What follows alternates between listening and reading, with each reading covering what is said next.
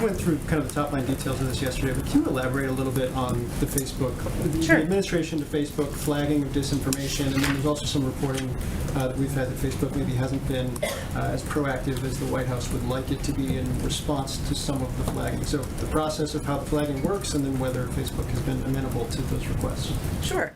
Well, I would say first, it shouldn't come as any surprise that we're in regular touch with social media platforms, just like we're in regular touch with all of you and your media outlets about areas where we have concern, information that might be useful, information that may or may not be interesting to your viewers. You all make decisions just like the social media platforms make decisions, even though they're a private sector company and different, but just as an example. So we are regularly making sure social media platforms are aware of the latest narratives dangerous to public health that we and many other Americans are seeing across all of social and traditional media.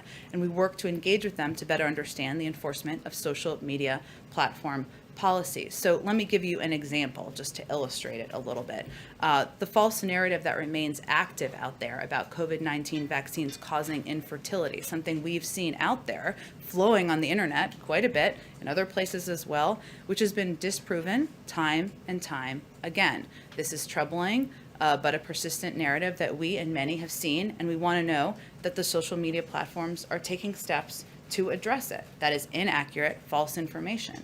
If you are a parent, you would look at that information and that would naturally raise concerns, but it's inaccurate. And that is an example of the kind of information that we are flagging or raising. And then has Facebook been as proactive as the White House would like in terms of its response to those flags?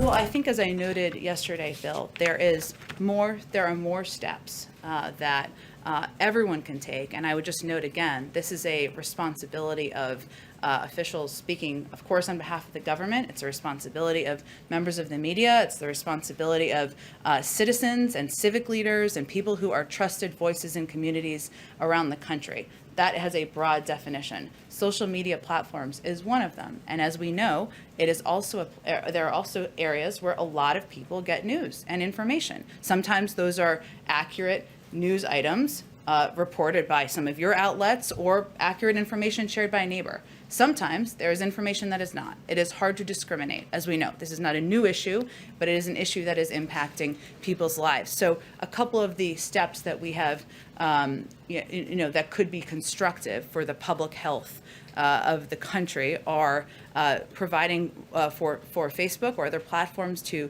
measure and publicly share the impact of misinformation on their platform and the audience it's reaching. Also with the public, with all of you, to create robust enforcement strategies that bridge their properties and provide transparency about rules. You shouldn't be banned from one platform and not others for providing misinformation out there. Taking faster action against harmful posts. As you all know, information travels quite quickly. If it's up there for days and days and days, when people see it, it's hard to put that back in a box. And of course, promoting quality information. Algorithms, I don't know how they work, but they all do know how they work. So those are some of the steps that we think could be constructive for public health, for public information, for public, and the right of the public to know.